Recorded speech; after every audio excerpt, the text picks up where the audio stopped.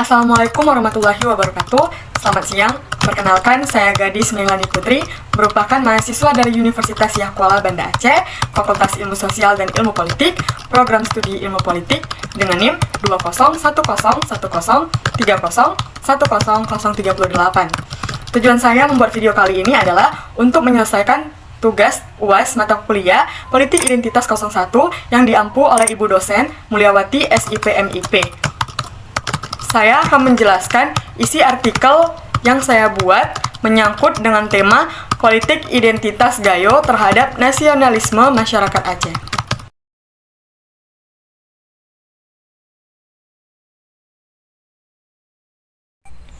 Suku Gayo merupakan salah satu suku bangsa yang mendiami dataran tinggi Gayo di Provinsi Aceh bagian tengah.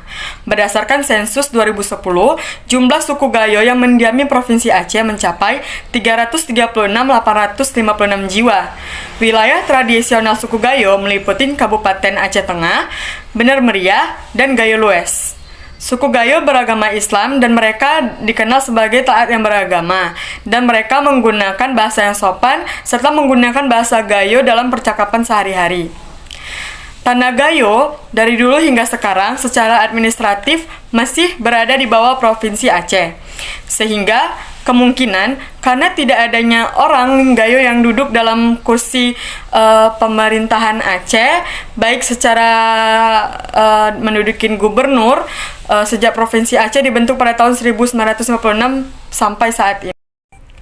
Politik identitas adalah suatu penjawatan atas beragamnya identitas bangsa Indonesia dalam hal suku bangsa, etnis, dan agama yang ingin mengartikulasikan kepentingannya dalam struktur politik dan pemerintahan di Indonesia. Nah, hal tersebut tentu saja sangat baik ketika konsepsi politik identitas didasarkan pada kesadaran untuk tetap meneguhkan asas persatuan nasional yang dibingkai dalam semboyan Bhinneka Tunggal Ika. Politik identitas sendiri itu biasanya terjadi di negara-negara yang memiliki keberagaman beserta memiliki masyarakat yang heterogen serta majemuk. Untuk itu tidak perlu jauh-jauh kita melihat suatu kemajemukan di negara kita sendiri, yaitu Indonesia. Indonesia adalah suatu negara kepulauan yang terluas di muka bumi. Suku Gayo menentang adanya pernyataan bahwasannya suku Gayo tersebut bagian dari Aceh. Masyarakat Gayo menyatakan bahwa suku Gayo adalah suku yang telah lama mendiamin sebuah wilayah di Aceh bagian tengah, khususnya dari zaman nenek moyang. Jadi istilahnya suku Gayo itu suku yang telah lama berdiam di Aceh. Sebagai contohnya misalnya suku Batak yang tinggal di Aceh, suku Padang yang tinggal di Aceh. Namun banyak masyarakat atau banyak bangsa-bangsa lain yang berpandangan bahwa Gayo merupakan salah satu suku dari Aceh.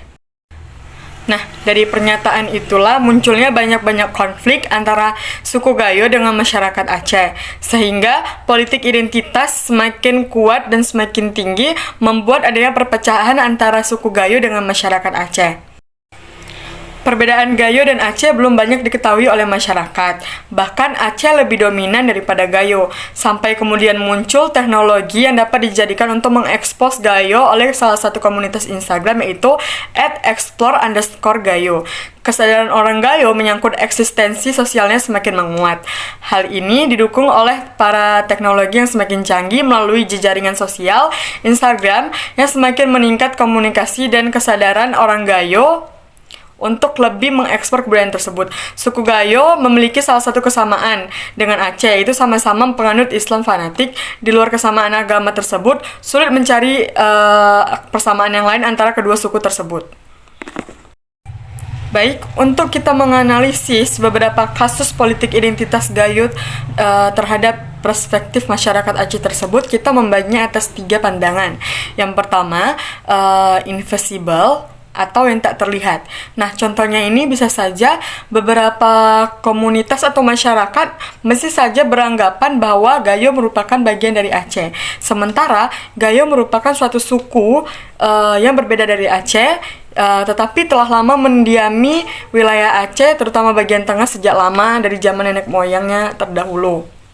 Nah, karena semakin banyaknya masyarakat atau komunitas yang mendukung adanya pernyataan tersebut, maka politik identitas antara masyarakat Gayo dengan Aceh semakin tinggi dan munculnya konflik-konflik antar suku itu semakin tinggi sehingga perpecahan terjadi di mana-mana.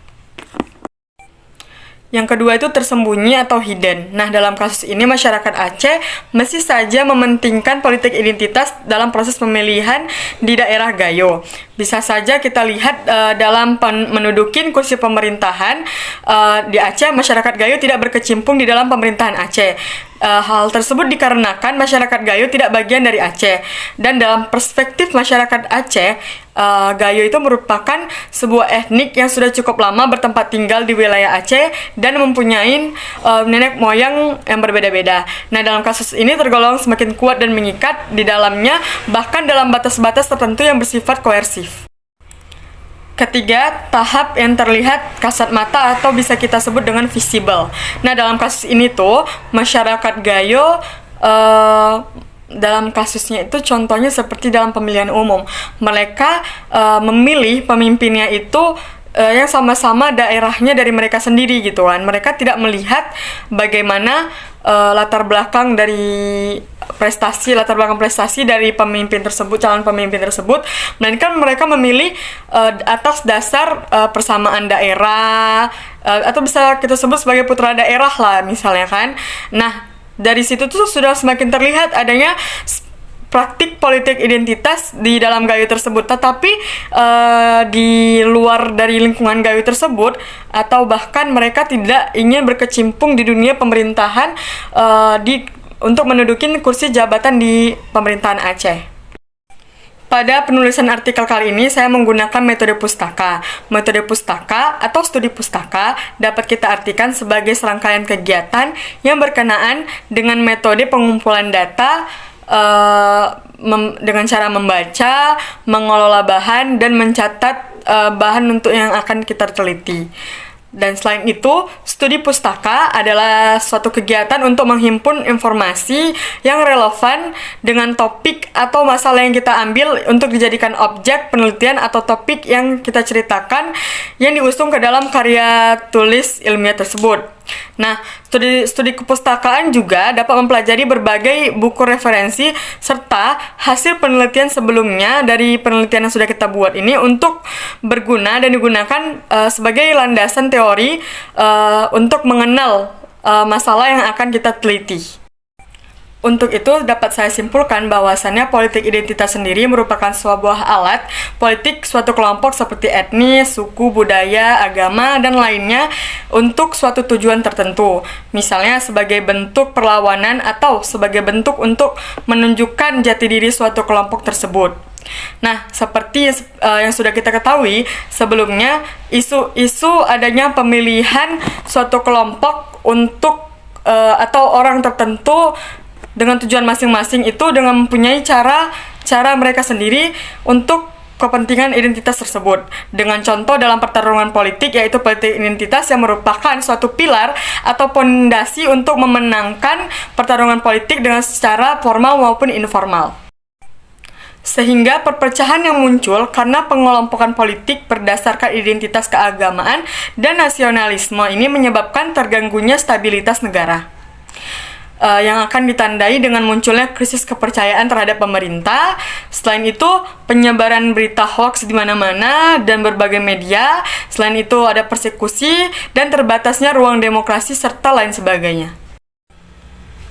Baik, cukup sekian penjelasan artikel ilmiah saya yang berjudul tentang politik identitas masyarakat Gayo terhadap nasionalisme perspektif masyarakat Aceh.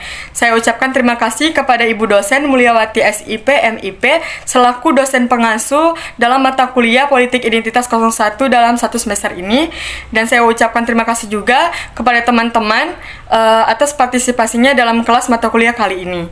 Jika ada kesalahan dan kekurangan dalam penyampaian video kali ini, saya mohon maaf.